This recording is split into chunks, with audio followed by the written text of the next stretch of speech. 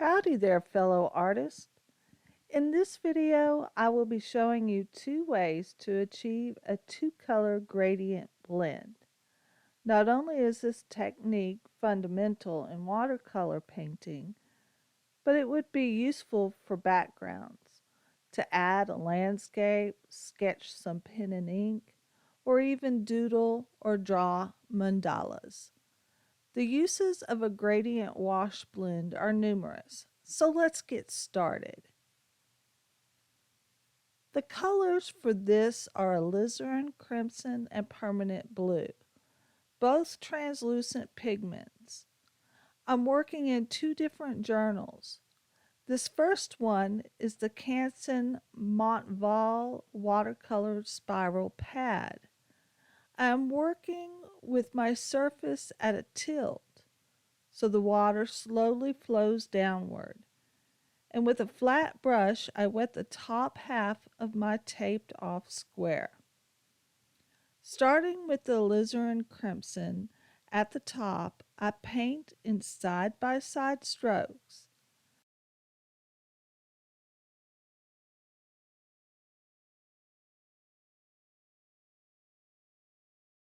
Diluting the pigment with a tad bit of water and dabbing the excess water onto a paper towel.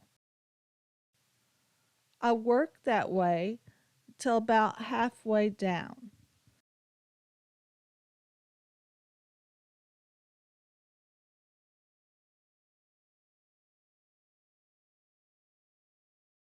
Now I pre-wet the bottom half. Then with the blue pigment, I work from the bottom up.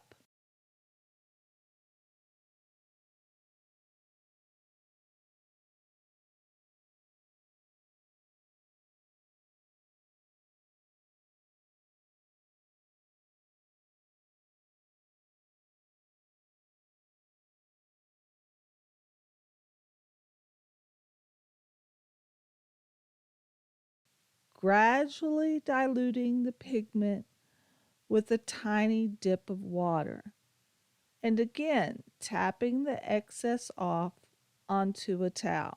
My paper still wet, I go in and add another quick layer with the same technique, getting lighter as I go towards the middle.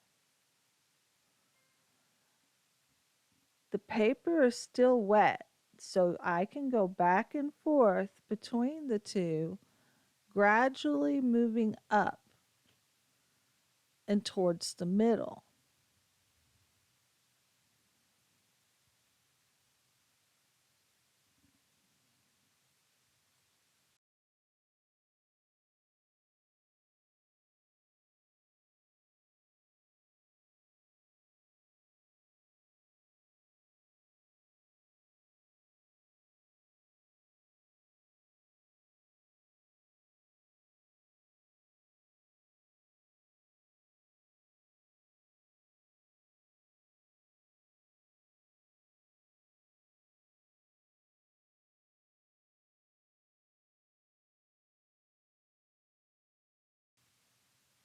Now, in the middle, you can use a clean, almost dry brush to just slightly blend the two together. This is a light touch of sweeping back and forth. I continue to work this way until I'm satisfied, and then I will let it dry.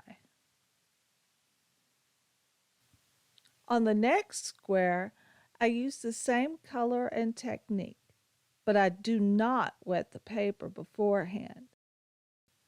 This is a wet on dry technique. You must add enough water to the brush and pigment to get the water to slightly bead across.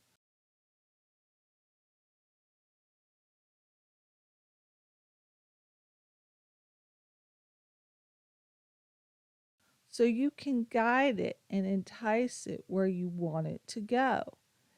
Water flows where it's least resistant, So when you add water and guide the bead of water down, it follows the moisture.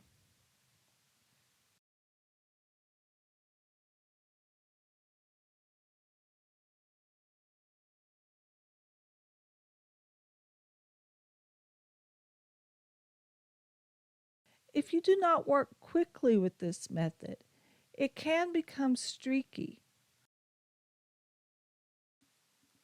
But if it does become streaky, have no fear because layers are a wonderful thing. And I'll show you in comparison to the two later.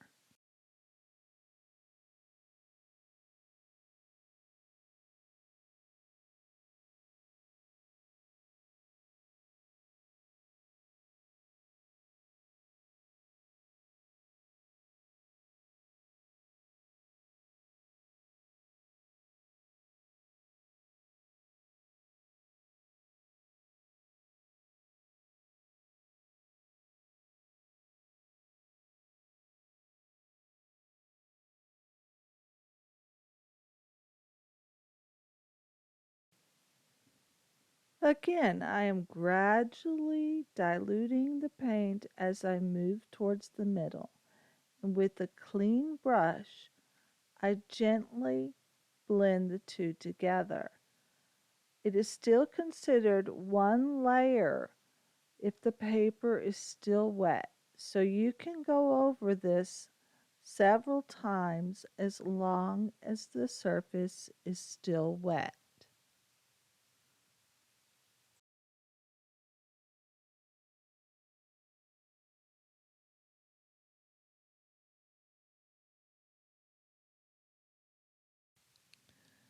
But we will set these two to the side to dry, and then I'll come back for a second layer and to show you the comparison of the benefits of glazing and using light layers.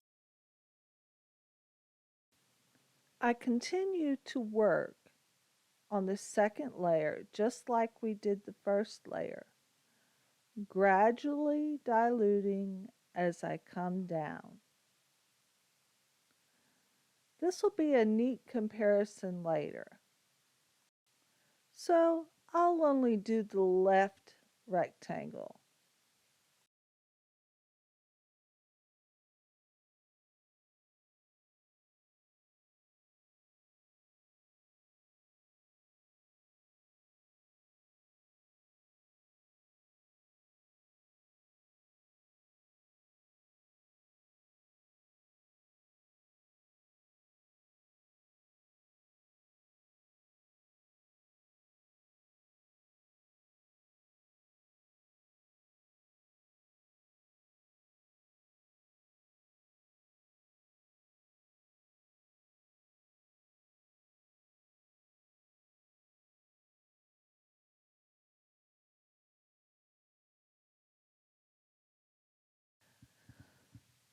Now, working in my Pentalic Aqua Journal, I am working with Carmine Red and Lemon Yellow.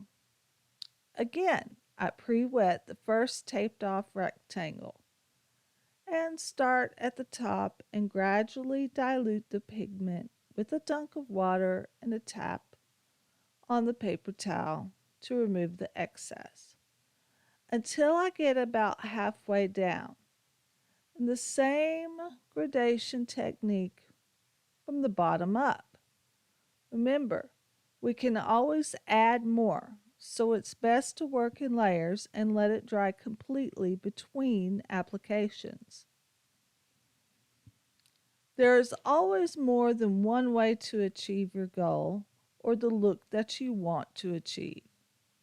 Just because this method worked for me, through trial and error and experimentation, you can discover the processes and techniques that work well for you. I like to say there is only one rule in watercolor: don't steal or copy someone else's work. Other than that, art is limitless, so enjoy the freedom to just create and have fun.